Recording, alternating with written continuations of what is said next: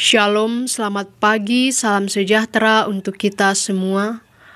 Ibu bapa, saudara-saudari yang sama dikasihi Tuhan, memulai segala aktivitas kita pada pagi hari ini dari Bukit Sion, saya mengajak kita untuk memulainya dalam persekutuan dengan Tuhan. Kita akan membaca dan merenungkan firman Tuhan dari kitab 1 Yohanes pasal 5 ayat 1 sampai 21. Sebelum kita membaca dan merenungkan firman Tuhan, mari kita meminta kekuatan dalam doa. Kita berdoa. Ya Tuhan Allah Bapa dalam kerajaan sorga, Bapa pemilik kehidupan kami, kembali kami mengangkat puji dan syukur kepadamu pada pagi yang indah ini ya Tuhan, karena begitu besar kasih setia Tuhan yang selalu kami rasakan dalam kehidupan kami. Kami boleh bangun di pagi yang indah ini itu semua karena penyertaan dan kehendak Tuhan. Pada saat ini memulai segala aktivitas kami ya Tuhan, kami akan membaca dan merenungkan firman-Mu sebagai pegangan hidup kami. Tuhan tolong kami, terangi hati dan pikiran kami dengan kuasa Roh Kudus-Mu, sehingga kami dapat mengerti dan memahami firman-Mu ini dengan baik, dan firman-Mu mengambil bagian dalam kehidupan kami. Ya Tuhan Allah Bapa dalam kerajaan sorga, ampuni dosa kami, layakkan kami. Kami sambut firman-Mu di dalam nama Tuhan Yesus Tuhan dan Juru Selamat kami. Amin. 1 Yohanes pasal 5 ayat 13 sampai 21 firman Tuhan berbunyi demikian. Pengetahuan akan hidup yang kekal. Semuanya itu kutuliskan kepada kamu, supaya kamu percaya kepada nama Anak Allah, tahu bahwa kamu memiliki hidup yang kekal. Inilah keberanian kita untuk datang kepadanya, yaitu bahwa Ia mengabulkan doa kita, jikalau kita meminta sesuatu kepadanya menurut kehendak-Nya. Jikalau kita tahu bahwa Ia mengabulkan apa saja yang kita minta, kita juga tahu bahwa kita telah memperoleh segala sesuatu yang telah kita minta kepadanya.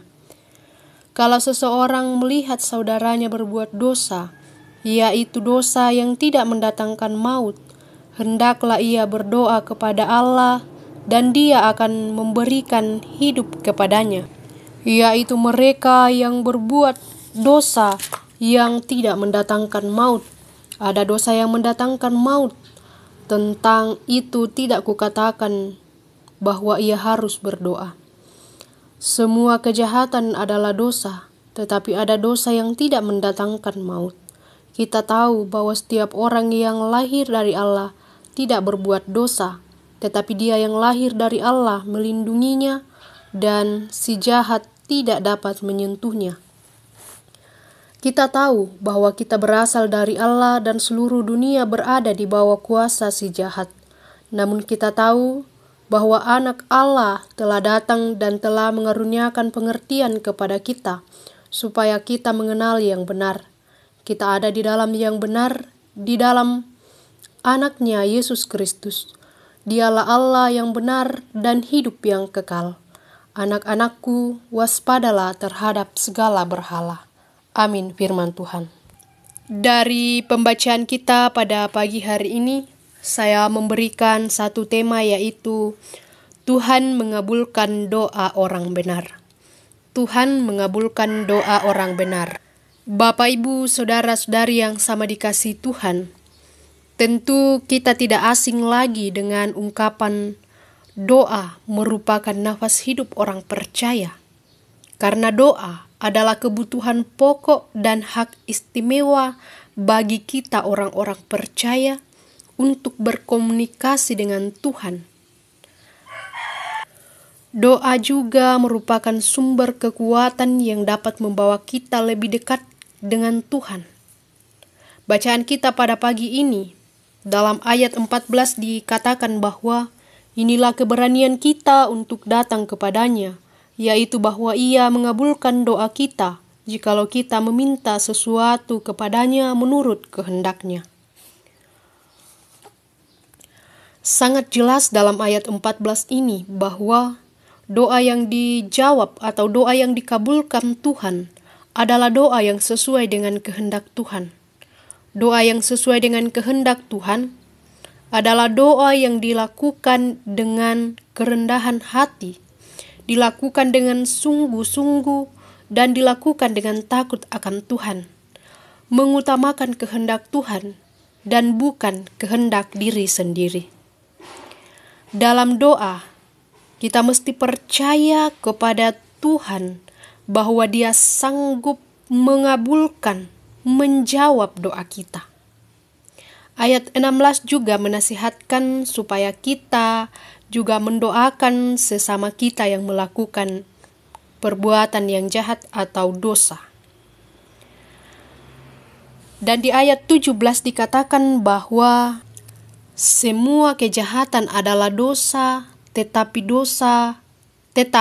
ada dosa yang tidak mendatangkan maut.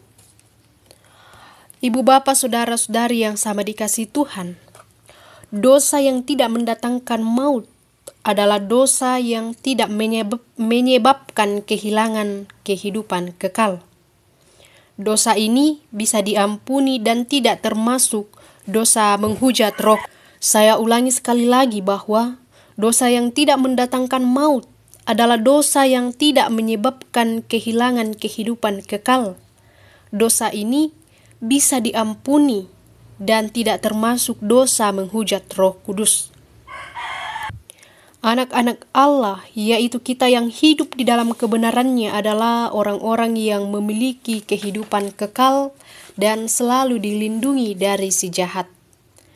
Bapak, Ibu, Saudara-saudari yang sama dikasihi Tuhan, melalui firman Tuhan atau Alkitab, dengan pimpinan Roh Kudus kita diberi pengertian untuk mengenal kebenaran dan kehendak Tuhan, supaya kita hidup di dalam kehendak Tuhan, kita hidup di dalam Tuhan kita Yesus Kristus, dan di dalamnya kita memperoleh kehidupan kekal.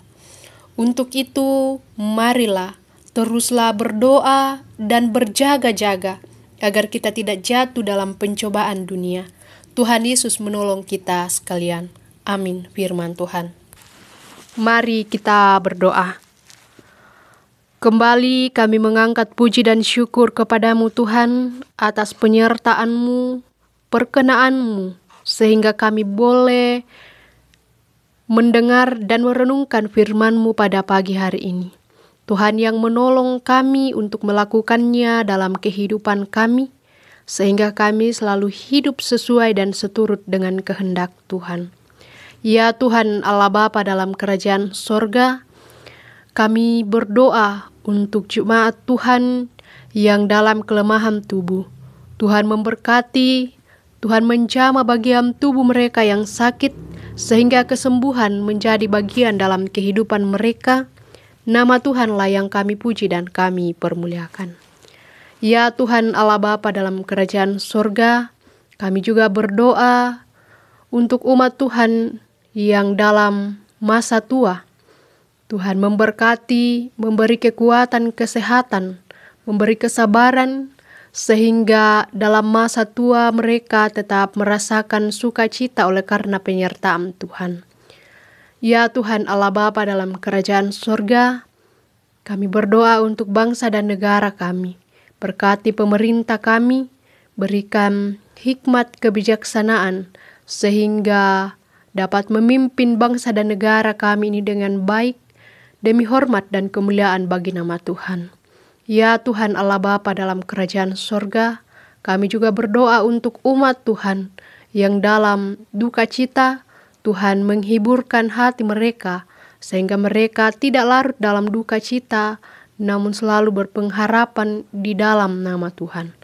Ya Tuhan Allah Bapa dalam kerajaan sorga, kehidupan kami pada hari ini kami yang serahkan ke dalam tangan kuasa Tuhan.